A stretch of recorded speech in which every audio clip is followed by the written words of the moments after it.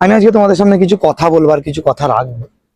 আমরা যারা ওস্তাকাররা ভাইরা আছি না, যারা হোলসেলার বিজনেসম্যান, গার্মেন্টস এর যে কোনো গার্মেন্টস রিলেটেড যাই হোলসেলাররা আছে, তাদের লাইফটা না ভাই এতটাও ইজি না, জানো তো।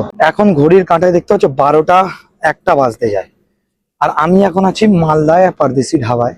আর আমি বিহার থেকে ফিরছি এই মাত্র। বাড়ি যেতে যেতে আমার সকাল 10টা 11 মানে 8টা 9টা বেজে যাবে ভাই।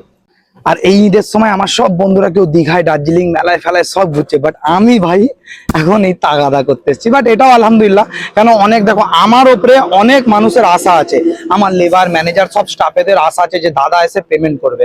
কেউ কারোর উপরে হিংসা করেনি, মানে হালাল তরিকায় ব্যবসা করতে থাকো, আল্লাহ সবকিছু দিয়ে দেয়। বাট আলহামদুলিল্লাহ, আল্লাহ লাখো করোড়ের শুকর, এই ব্যবসায় আমাদের আল্লাহ অনেক কিছু করিয়েছে, আর আল্লাহ অনেক কিছু করাবেও।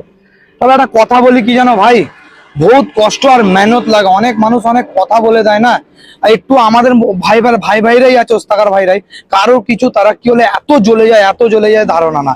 আমি এইটুকু মেসেজ দিতে চাইবো, ভাই কেউ কারোর থেকে জ্বলো না, সবাই সাকসেস করো, সবাই মেহনত করো, এক না একদিন সবাই সাকসেস হবে, কারোর থেকে জ্বলুনি, যে যা নিজের মতো মাল কাটো, ব্যবসা করো।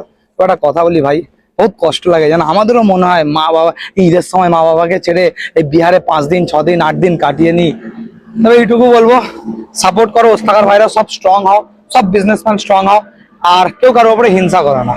আসসালামু আলাইকুম। ভিডিওটা ভালো লাগলে শেয়ার করো।